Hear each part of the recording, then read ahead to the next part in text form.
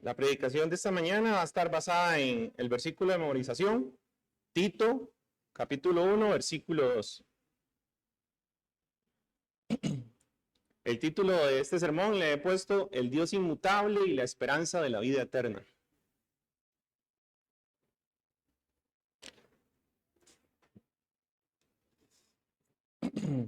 Vivir en este mundo es vivir con una incertidumbre. Cada vez que encendemos las noticias, encontramos cosas nuevas, crisis, desastres, cambios constantes. La sociedad cambia, la economía cambia, la manera en que las personas viven y piensan cambian, y estos cambios nos sorprenden. A veces incluso nos angustian. La ansiedad crece cuando no sabemos qué vendrá después. Y en medio de todo esto resuena una de las preguntas más antiguas que ha existido en el mundo y en el ser humano, y es: ¿por qué estoy en este mundo? Somos sumamente frágiles. Una tormenta puede destruir una sociedad. Un simple resfriado puede alterar la vida de las personas. Hemos aprendido con dolor que aún la seguridad no es algo que podamos tener por seguro. Pero aún a pesar de eso, hoy quiero llevarlos a meditar sobre todas estas incertidumbres, pero no desde el temor o la angustia que estas pueden generar, sino a la luz de la palabra de Dios. Porque solo desde esa luz podemos tener con claridad lo eterno, lo firme y lo que realmente debe tener sentido a nuestra existencia. Los invito a buscar el pasaje, Tito, capítulo 1, versículo 2.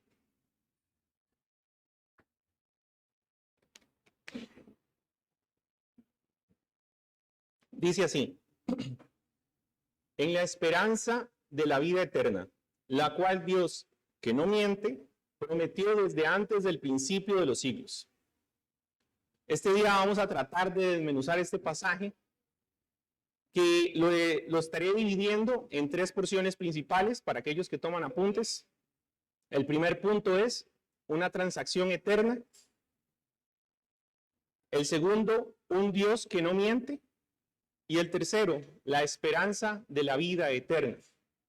Si ven, los puntos están acomodados un poco distintos a cómo está el versículo en sí, y es porque creo que antes de llegar a entender qué se trata la esperanza de la vida eterna, necesitamos entender primero qué es lo que prometió desde el principio de los siglos.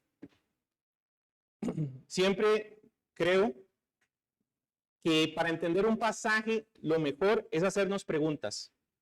¿Quién prometió y a quiénes prometió? Entonces, primero debemos de ver que existen dos partes: quién promete y a quiénes promete. Lo segundo que debemos de meditar es que hay una promesa de por medio. Es aquí donde debemos de tocar una doctrina esencial acerca de Dios, y es la doctrina de los pactos. Es un tema que me fascina porque nos muestra lo maravilloso que es el Señor. La Real Academia Española define pactos como un convenio, contrato o acuerdo legal entre dos partes. El contrato es el resultado de una negociación. Muchas veces, muchos predicadores han tratado de traer ese significado de la Real Academia al concepto pactual bíblico. Pero debo decir que ese es un concepto totalmente errado. La Biblia define pacto sobre dos palabras principales. Una es sinteke y la otra es diateke. Un pacto de Dios con el hombre es siempre unilateral. Es una imposición de una parte. Existen dos palabras, como les decía, que definen esto. Siateke es un convenio entre dos personas o dos partes iguales, mientras que diateke es una palabra que se utiliza muy comúnmente para hablar de testamento o de última voluntad. Entonces, si ustedes se ponen a pensar, aquel que está dejando una herencia no se pone a decir a los que van a heredar: bueno, vamos a negociar. No, en realidad la persona que está a punto de morir y quiere hacer un testamento es el que decide qué es lo que va a dejarle a cada persona. Y las demás personas que reciben simplemente tienen que estar de acuerdo a lo que se quedó. Esta última palabra, entonces, diateke, es la que significa realmente pactos en la Biblia, y en especial los pactos de Dios. Entonces, cuando Dios está pactando con nosotros, No es que nosotros tenemos derecho de negociar qué es lo que Dios quiere o no quiere. O sea, simplemente debemos estar de acuerdo en lo que el Señor ya hizo. Y más bien deberíamos de entender que esa es una misericordia para nosotros.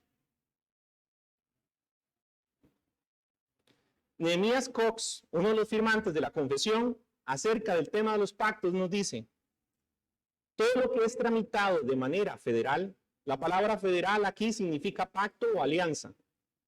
Lo afirmo porque posiblemente voy a repetirlo muchas veces. Y cuando hable de cabeza federal, lo que va a significar es un representante. Entonces, lo que dice Nehemías es: todo lo que es tramitado de manera federal entre Dios y los hombres, Dios tiene la primera palabra. Como Cristo dijo a sus discípulos: ustedes no me eligieron a mí, sino que yo los elegí a ustedes. Así que podemos decir que el hombre no ha entrado en ningún momento en pacto con Dios, sino que Dios ha entrado en un pacto con el hombre. Solo pertenece a su majestad soberana y es el fruto de su infinita bondad proponer, así como de su sabiduría, elegir y ordenar los términos de la relación pactual entre él y sus criaturas. Por lo tanto, el pacto que ha hecho con los hombres es frecuentemente expresado en las Escrituras como el pacto del Señor. Porque quiero aclarar esta primera parte. Porque lastimosamente en muchas denominaciones se cree o se piensa que el ser humano tiene la capacidad de ir y pactar con Dios. Creen que podemos llegar a manipular o exigir ciertas órdenes a Dios y que Dios debería de cumplir por eso. El tema es que a lo largo de la escritura solo vemos una constante: el Dios pactando con el hombre, no preguntándole al hombre qué es o qué es lo que quiere, no negociando con él, sino Dios misericordiosamente, soberanamente pactando hacia el hombre, y el hombre debe estar de acuerdo con esas condiciones. Al acercarnos al tema de los pactos, debemos entender tres verdades. Uno, la primera es que el ser humano es incapaz de acercarse a Dios. Es imposible que el ser humano, por sus propios medios, por su propia conciencia, tenga la necesidad de ir a buscar a Dios.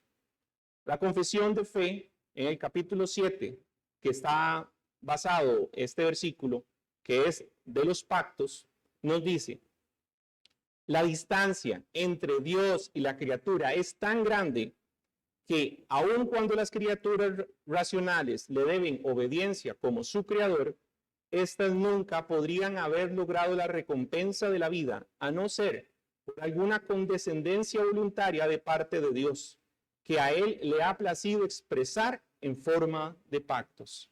Es decir, en pocas palabras, para nosotros es imposible de manera racional acercarnos a Dios.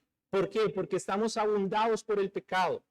Nosotros estamos corrompidos. Nuestros deseos, nuestros anhelos están siempre tildados de pecado. Nuestro corazón es una fábrica de hacer lo malo.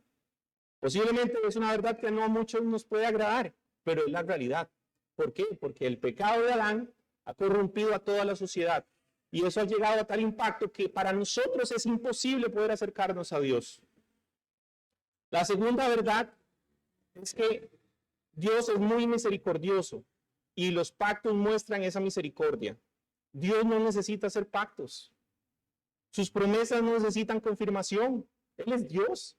Sin embargo, Dios condesciende con el ser humano, tiene misericordia del ser humano y por eso presta juramento para confirmar sus promesas al ser humano. El hecho que lo haga demuestra su deseo de traer tranquilidad al ser humano. Es decir, los pactos están establecidos ahí para que nosotros estemos seguros. No porque Él tenga necesidad de crear un pacto. Él no tiene la necesidad de hacerlo. El tercer punto acerca de los pactos es que su decisión es soberana de relacionarse con la creación. Los pactos nos revelan continuamente a un Dios que tiene misericordia del hombre y que quiere relacionarse con el hombre. Eso debería mostrar una gran, inmensa misericordia de Dios. Él quiere acercarse a nosotros y no porque nosotros merezcamos ese acercamiento. Aún así, Él tiene infinita misericordia y desea acercarse a nosotros. Es importante aclarar en este punto que voy a tratar de resumir de alguna manera los pactos bíblicos. Eso podría perfectamente llevar muchas lecciones porque los pactos son muy enriquecedores, pero voy a tratar de resumirlos porque es importante que puedan entender los pactos y la conclusión que vamos a llevar a esto. Primero, antes de entrar a los pactos, quiero que veamos ciertas características de ellos. Normalmente van a tener tres componentes esenciales. Van a tener beneficios, responsabilidades y castigos. Y también encontramos elementos importantes como una cabeza federal, que es un representante del pueblo de Dios, y un símbolo, una señal visible de ese pacto.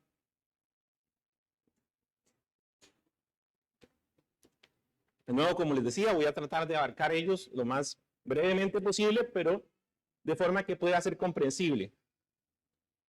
El primer pacto que existe en la historia se le puede conocer como el pacto adánico. Es el pacto que existe entre Dios y Adán. Desde el principio, Dios ha decidido establecer su relación pactual con el hombre de forma de pactos. Es fascinante observar que siempre debemos ir a Génesis para entender mejor las cosas. Génesis es la cuna de la teología. Dios crea al primer hombre, Adán, y establece las condiciones para una vida en comunión con él. Él ofrece un beneficio. Dios le promete implícitamente a Adán tener vida eterna al crear el árbol de la vida. Le da una responsabilidad, no comer del árbol del conocimiento, del bien y del mal. Le da un castigo, la muerte espiritual y física. De nuevo, recordemos, si Adán no hubiese salido del Edén, nunca hubiese tenido que morir, porque él tenía el árbol de la vida ahí. Le da una cabeza federal, en este caso, Adán es la cabeza federal y es el representante de toda la humanidad. Y da un símbolo, el árbol de la vida, que representa la inmortalidad para el hombre. Luego tenemos el pacto noético. Dios establece un nuevo pacto con Noé después del juicio del diluvio, mostrando nuevamente su deseo de mantener una relación con la humanidad. Beneficio, Dios promete no volver a destruir la tierra con un diluvio. Responsabilidades, fructificad y multiplicaos, Génesis 9:1. Prohibición de comer sangre, Génesis 9:4. El homicidio debe ser castigado, Génesis 9 del 5 al 6.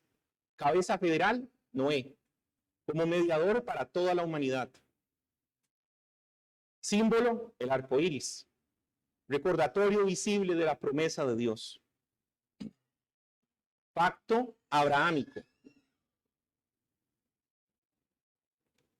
Dios se acerca nuevamente al hombre, esta vez con el propósito de formar un pueblo. Abraham es escogido como instrumento de esa elección. Beneficios, una gran descendencia, Génesis 15:5. Una tierra prometida, Génesis 15:18. Bendiciones para todas las naciones, Génesis 12:3. Responsabilidades, creer en Dios, lo cual le fue contado por justicia a Abraham. Circuncidar a todo varón como señal de obediencia, Génesis 17:9. Cabeza federal, Abraham, como representante del pueblo escogido. Símbolo, la circuncisión. Pacto mosaico o sinaítico. Dios entrega la ley a Moisés y establece una relación formal con Israel como nación. Beneficios, ser un rey de sacerdotes y una nación santa, Éxodo 19:5 al 6. Bendiciones al obedecer la ley, Éxodo 24:7. Responsabilidades, obediencia a la ley. Cabeza federal, Moisés como mediador entre Dios e Israel. Símbolo, el sábado, como señal del pacto, Éxodo 31:13. Pacto davídico. Dios promete una dinastía eterna, un rey que reinará para siempre. Beneficios, una descendencia eterna en el trono, segunda de Samuel 7:12. Un rey firme y eterno, Salmo 98:3. Responsabilidades, los descendientes de David deben obedecer para que la promesa se cumpla, Primera de Reyes 2:4. Cabeza federal, David, como representante de Israel y del linaje mesiánico. Símbolo, el trono de David. Jeremías 33, 17. Estoy tratando de hacerlo de manera resumida, porque obviamente, de nuevo, esto llevaría un estudio muy profundo. Pero al contemplar solamente los pactos del Antiguo Testamento, debemos entender algo. En Adán, Dios introduce una promesa de redención. En Noé, muestra su misericordia al preservar la simiente. En Abraham, revela una nación por medio de la cual traerá esa simiente. En Moisés, establece una ley que evidencia la necesidad de un Salvador. Finalmente, en David, el Señor promete un rey eterno. Dios progresivamente en cada pacto nos está mostrando algo. Él nos muestra una mayor y mejor promesa, un símbolo más glorioso y una cabeza federal superior. Todos estos pactos apuntan a Cristo, quien es el segundo Adán cumpliendo la promesa original, el mejor Noé preservando a su pueblo entregándose a sí mismo, un mejor Abraham siendo el mismo la simiente prometida, un mejor Moisés cumpliendo toda la ley en justicia perfecta, un mejor David reinando como el rey eterno sobre un reino inconmovible. Es aquí donde vamos a contemplar algo maravilloso que se llama pacto de gracia. Dios se revela progresivamente en todos los pactos. Él quiere mostrar un mejor pacto a su pueblo. Esto no es algo que se le ocurrió a Dios en medio del proceso. Dijo, bueno, como Adán cayó y no sirvió el primer pacto, entonces vamos a ir corrigiendo. No. Dios desde el principio, eternamente, quería hacer un pacto. Y Dios misericordiosamente en cada pacto está mostrándole a su pueblo, va revelándole cada parte de ese pacto. De nuevo, obviamente, por su ignorancia, el pueblo muchas veces no entendió eso. Pacto de gracia, revelado progresivamente en la historia redentora y cumplido plenamente en la obra de Jesucristo. Su propósito es la salvación del pueblo de Dios por gracia, mediante la fe de un mediador. Beneficios, justificación, adopción y santificación, Romanos 8:30. Redención eterna, Hebreos 9:12. Regeneración y nueva vida, Tito 3:5. Comunión con Dios, Juan 17:3. El Espíritu Santo como sello, Efesios 1:13. Responsabilidades, fe en Cristo como el mediador y arrepentimiento de los pecados. Cabeza federal, Jesucristo, el segundo Adán y el único mediador entre Dios y los hombres. Símbolo, el bautismo, como una señal de unión con Cristo en su muerte y resurrección. La cena del Señor, como una señal visible de la gracia recibida y comunión con Cristo crucificado. Cada pacto a lo largo de la historia en el Antiguo Testamento nos estaba revelando el pacto de gracia. Hebreos 8, del 6 al 7, nos dice, si quieren, si gustan buscar el pasaje.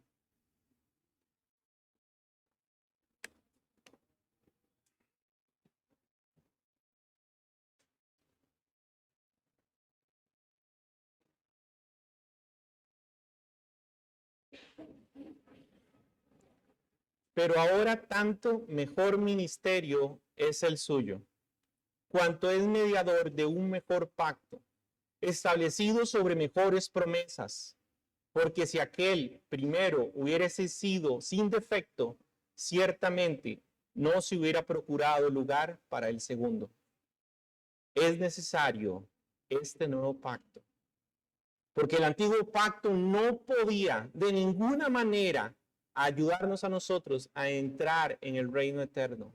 Esos pactos solo nos mostraban cuán insignificantes somos nosotros y cuán imposible nos es acercarnos a Dios. Si yo veo la ley en el Antiguo Testamento, solo me hallo incapaz de cumplirla. Necesitábamos un mejor pacto. Este pacto nos revela una verdad gloriosa. Desde el principio de los siglos, que es lo que nos dice el versículo de hoy, es decir, desde la eternidad, Dios ha estado obrando en la historia de manera progresiva. Hasta ahora hemos considerado diferentes pactos, muchos de ellos en el Antiguo Testamento, que los podemos agrupar bajo el nombre de pacto de obras. En contraste, en el Nuevo Testamento, introduce al pacto de gracia en Cristo. Ambos pactos, el de obras y el de gracia, tienen a Dios como iniciador, el que pacta con el hombre.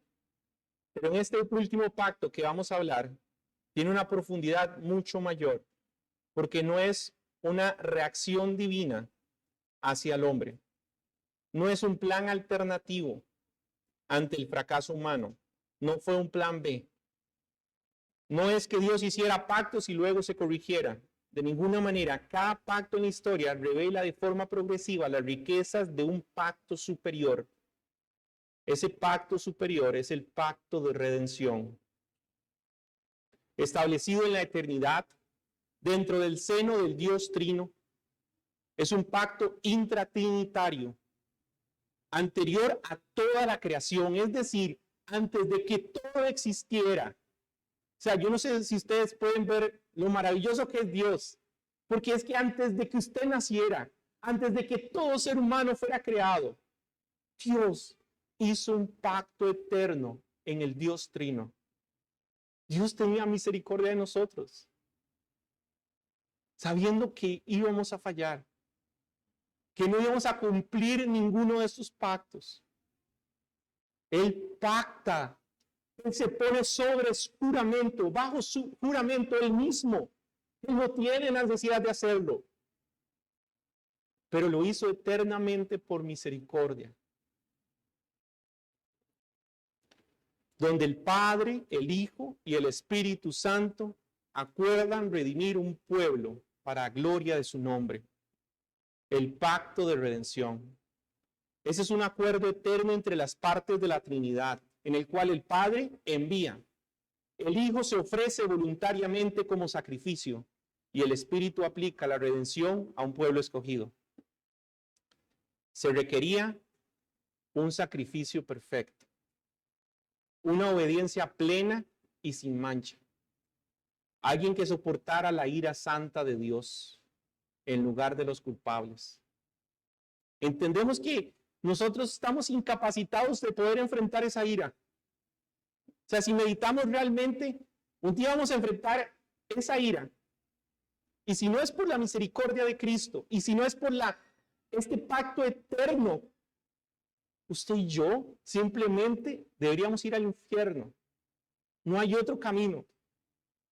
Y el impacto de enfrentar esa ira es algo que nosotros no meditamos. El saber que un día vamos a estar completa y eternamente separados de Dios es algo que deberíamos hacernos sentir temor. Porque todavía en esta tierra no estamos totalmente separados de Dios, porque está su palabra revelada.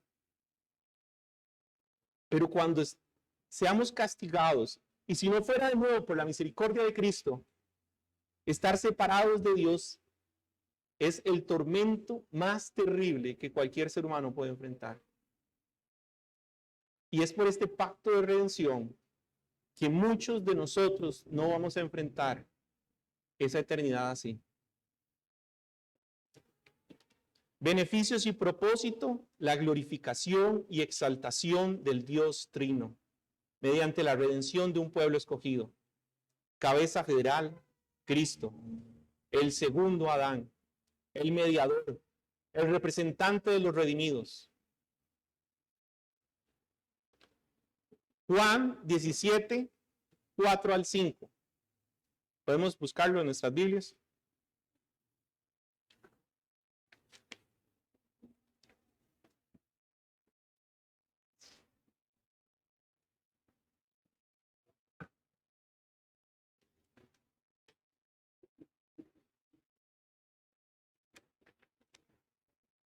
Es Cristo hablando hacia el Padre.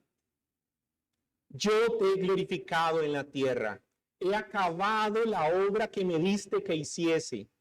Ahora pues, Padre, glorifícame al lado tuyo con aquella gloria que tuve contigo antes de que el mundo fuese. Cristo ya ha cumplido su obra y es hora que Él sea ahora exaltado en gloria. Él ha redimido un pueblo. Él ha pagado el precio.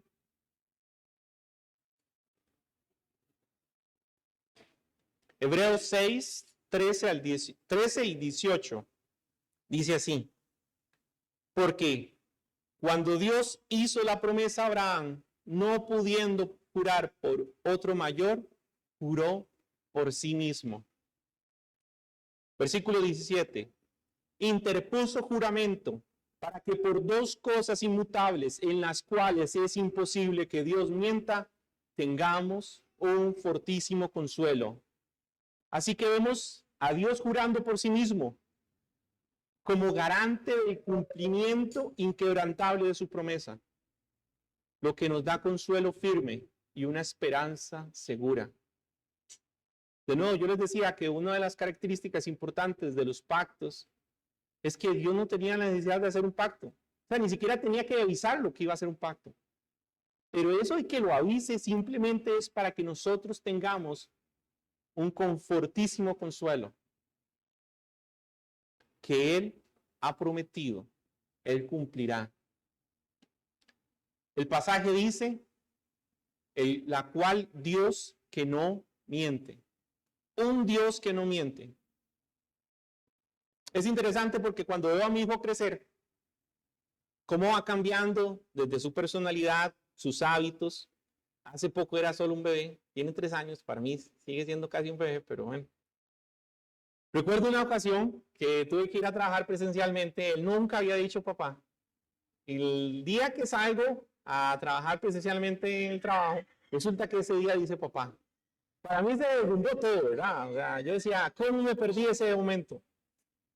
Pero después he visto que va cambiando y va descubriendo cosas día tras día. Yo mismo, o sea, cuando yo veo mi niñez, yo recuerdo que para mí todo era gigante y grande.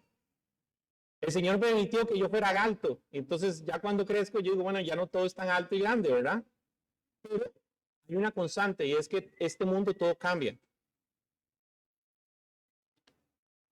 Hoy quiero hablarles de un atributo divino que es reconfortante y debe ser reconfortante para nosotros. Y se llama la inmutabilidad de Dios. ¿Qué es la inmutabilidad de Dios?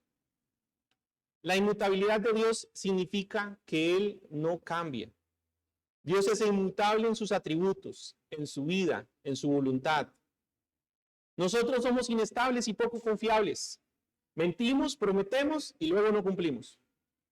Cambiamos de opinión, pero Dios no es como nosotros. No nos rebajemos a pensar con nuestra mente finita que podemos entender a un Dios infinito. Él no cambia. Esta verdad debe llevarnos a una confianza profunda en Dios. Su gracia fluye desde la inmutabilidad. Como Él mismo declara, porque yo Jehová no cambio. Por eso, hijos de Jacob, no habéis sido consumidos. Malaquías 3:6. Él está declarando al pueblo de Israel, ustedes no han sido consumidos porque yo no cambio. Porque mis promesas siguen y permanecen. Eso debería a nosotros llevarnos a estar reconfortados en Él. Porque si hemos sido parte del pacto de gracia y Él no cambia, entonces tenemos eterna salvación. Pero si Él cambiara y viera nuestros actos día tras día y nuestros pensamientos, definitivamente ya se hubiera arrepentido. Gloria a Dios que Él no cambia. Dios está por encima del mundo. La inmutabilidad de Dios se manifiesta en que Él está fuera de las reglas naturales del mundo. Está por encima de la tierra y del cielo. Mateo 5:18, el cielo y la tierra pasarán, pero mis palabras no pasarán. Hoy podemos ver cómo el mundo cambia. Guerra, caos, destrucción. El mundo no es el mismo de hace miles de años, pero Dios no cambia. Isaías 46:10, anuncio lo por venir desde el principio y desde la antigüedad lo que aún no era hecho, que digo, mi consejo permanecerá y haré todo lo que yo quiero. Dios no está limitado por el tiempo. Él conoce el fin de todas las cosas desde el principio. Él no necesita aprender o evolucionar. En el principio creó Dios los cielos y la tierra. Antes de que naciesen los montes y formases la tierra y el mundo, desde el siglo y hasta el siglo, tú eres Dios. Salmo 92. Dios no necesita cambiar. Él no necesita aprender. Él ya lo es todo. Él no está afectado por el pecado humano. Dios no es hombre para que mienta, ni hijo de hombre para que se arrepienta. Él dijo y no lo hará, habló y no lo ejecutará. Números 23:19. Él, gloria a Dios, no es afectado por el pecado como nosotros. Por eso Hebreos dice que la inmutabilidad de Dios es una firme ancla en el alma. Podemos descansar en que Dios cumplió su promesa en un pacto. Él no miente. Y lo que ha prometido, lo hará. Hermanos, descansemos en ese fortísimo socorro. Si hemos sido parte de ese pacto de gracia, estemos seguros, lo que Él prometió, Él lo va a cumplir. Finalmente, la esperanza de la vida eterna. El texto inicia diciendo de Tito 1 y 2, la esperanza de la vida eterna. Ya entendemos que existe una promesa. Esa promesa fue ese pacto ejecutado eternamente entre el Dios Trino y resuelto en el pacto de gracia por medio del sacrificio de Cristo. Él nos da una promesa de vida eterna. La vida eterna no consiste simplemente en una existencia sin fin. Es mucho más que eso. Es vida en toda su plenitud, libre de todas nuestras imperfecciones, las perturbaciones y miserias que este mundo caído nos ofrece. Es una comunión gloriosa y plena y permanente en Dios con Cristo. Esta vida comienza ahora por medio de la fe y será consumida en gloria cuando estemos ante su presencia eternamente. La mayor recompensa de la vida eterna es la comunión con Dios mismo. Es la esencia de la vida eterna. Apocalipsis 21:3 dice, he aquí el tabernáculo de Dios con los hombres, y Él morará con ellos, y ellos serán su pueblo, y Dios mismo estará con ellos como su Dios. Esa es la vida eterna. La promesa suprema de esta vida es que veremos a Dios en Jesucristo cara a cara. Encontraremos nuestra plena satisfacción en Él y nos regocijaremos eternamente en su presencia. Y esta es la vida eterna, que te conozcan a ti, el único Dios verdadero, y a Jesucristo, a quien nos has enviado. Conocer a Dios no es meramente un acto intelectual, es una relación viviente y transformadora. Él ilumina la mente y guía la vida. Él libera de la condenación, nos une al Dios vivo y garantiza nuestra futura resurrección. Cristo mismo será nuestro gozo, nuestra luz y nuestra eterna recompensa. No más imágenes ni sombras, sino la plena manifestación de su ser. Ahora vemos por espejo oscuramente, mas entonces veremos cara a cara. 1 Corintios 3:12. Ustedes logran entender que ahora, a pesar de que podemos profundizar en la Escritura, a pesar de que podemos leer todos los libros teológicos que pueden existir en este mundo, lo que podemos contemplar de Dios es tan mínimo, tan micro. Pero Él dice que un día ya no veremos por espejo, sino que podremos ver cara a cara. Ya todo lo oscuro que está en nuestra mente dejará de ser. Lo veremos tal como Él es. Eso implica también una transformación en nosotros. Recibiremos la capacidad glorificada para contemplar su gloria. En esta vida, incluso los santos más cercanos a Él han sido sobrecogidos ante vislumbrar su gloria. Los discípulos en el monte de la transfiguración quedaron aterrados ante Cristo. Mateo 17:6. Juan, que reposó en su pecho, cayó como muerto cuando lo vio glorificado. Apocalipsis 1:17. Pablo, al verle, cayó al suelo cegado por la luz. Hechos 26:13 al 14. Nosotros no tenemos esta capacidad ahora. Ver tan solo la gloria de Dios sería un impacto tan fuerte que probablemente quedaríamos muertos.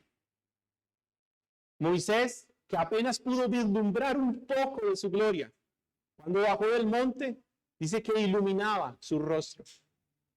Nosotros no tenemos esa capacidad, pero un día la tendremos. Un día lo veremos cara a cara. Lo podremos entender y conocer plenamente. Ya no habrá la limitación. Nuestra mente será completamente libre de la oscuridad y debilidad del pecado. Toda huella de pecado será borrada. El apóstol dice que la iglesia será presentada sin mancha ni arruga. Nuestros cuerpos también deben ser glorificados. Participarán de esa gloria. Con ojos resucitados veremos a nuestro Redentor. Después de deshecha esta mi piel, en mi carne he de ver a Dios. Job 19:26. John Owen declaró: después de vestirnos de nuevo con nuestra carne, veremos a nuestro Redentor con nuestros ojos. Desconocemos aquí el poder y la espiritualidad que habrá en las acciones de nuestros cuerpos glorificados. Serán tales que participarán en la bienaventuranza eterna. La Confesión Bautista, capítulo 31, párrafo 1 dice: los cuerpos de los hombres vuelven al polvo después de la muerte y ven la corrupción, pero sus almas, que ni mueren ni duermen, teniendo una substancia inmortal, vuelven inmediatamente a Dios que los dio. Las almas de los justos, siendo entonces perfeccionadas en santidad, son recibidas en el paraíso donde están con Cristo y contemplan la faz de Dios en luz y gloria, esperando la plena redención de sus cuerpos. Esa es nuestra esperanza, que un día vamos a estar eternamente y podemos acercarnos a Él, conocerle íntimamente. John Owen también declaró: ver la gloria de Cristo es el cielo mismo. Jonathan Edwards, también citándolo: el cielo es un mundo de amor puro, donde Dios es todo en todos. Mi pregunta sería: ¿estamos viviendo en preparación para la vida eterna? Sabemos que por las Escrituras, la vida eterna no consiste simplemente en vivir para siempre, sino en estar plenamente en la presencia de Dios, en la comunión gloriosa con Cristo e interrumpida con Él. Pero debemos hacernos una pregunta seria: ¿nos preparamos para esa verdad? Dios ha provisto medios de gracia: la oración, la lectura, la meditación de su palabra, el bautismo, la cena del Señor, el ayuno, el día del Señor, la comunión de los santos. Estos no son solo ritos, sino anticipos sagrados de la vida eterna, ventanas hacia la gloria venidera. Y si hoy usted no puede deleitarse en eso, ¿cómo va a deleitarse en Cristo eternamente? Si usted no puede venir al día del Señor y deleitarse en Él, si no puede abrir su escritura y deleitarse en su presencia, en querer aprender de Él íntimamente, ¿qué va a ir a hacer usted al cielo? Si lo que trata la vida eterna es estar en su presencia y conocerlo más íntimamente. ¿No sería contradictorio esto? Desear la vida eterna, pero vivir sin querer conocer a Cristo acá, sin querer ver la gracia de Dios en mis hermanos. Si no disfruto de conocer a Cristo ahora, debo preguntarme con honestidad, ¿qué estoy haciendo y qué clase de fe profeso? Hermanos, también regocijémonos en esta esperanza. Tenemos una ancla segura y firme en el alma. Nuestro Dios no miente, no cambia, es inmutable, es eterno. Su fidelidad no depende de nuestras circunstancias. Él prometió y cumplirá. Porque así como el pacto fue establecido en la eternidad, su cumplimiento es seguro y glorioso eternamente. Cuando el mundo tiemble, cuando nuestros corazones vacilen, recordemos que Dios permanece fiel. Y esa verdad debe ser nuestro descanso. Cuando tengamos facilidad de nuestra fe, cuando no nos sintamos seguros acerca de qué va a venir mañana, cuando los problemas nos acogen y no sabemos qué hacer, recordemos, Él permanece fiel para siempre. Y lo que Él cumplió, lo hará. Vivamos con los ojos puestos en la gloria venidera. La esperanza de la vida eterna no es solo un consuelo para el futuro, es una brújula para vivir el hoy. Saber que podemos ver a Cristo cara a cara, que seremos transformados a su imagen, que todo dolor será quitado, debería cambiar cómo vivimos día tras día. Colosenses 3:2, poned la mirada en las cosas de arriba y no en las de la tierra. Vivamos una mentalidad celestial. Amemos a Cristo en este mundo. Seamos santos en toda nuestra manera de vivir, no como quienes buscan comodidad, sino como peregrinos que se acercan a su lugar eterno. A quienes hoy nos visitan, les exhorto a considerar esta pregunta con seriedad. ¿Es usted parte del pacto de gracia? ¿Ha sido redimido, salvado y acogido por Cristo? Dios en su misericordia extiende hoy una vez más su gracia, presentándole a su Hijo, el único camino a la verdad. Y esta es la vida eterna, que te conozcan a ti, el único Dios verdadero, y a Jesucristo, a quien has enviado. Vamos a orar. Padre bendito, gracias Señor por esta exposición. Gracias por comprenderte mejor a ti. Y gracias Señor por entender esa vida eterna y esa promesa eterna que hiciste. No merecemos, oh Dios, nada de esto. Es tu infinita misericordia. Rogamos que podamos ver, Señor, siempre esa gloria. Que seamos peregrinos en este mundo, anhelando un día conocerte más íntimamente. Perdónanos, Dios, cuando los afanes de este mundo, cuando la ansiedad o cualquier otra cosa ha perturbado y hemos quitado la mirada de ti. Rogamos tu perdón y que nos permitas conocerte más a ti. Te lo pedimos, oh Dios. Amén.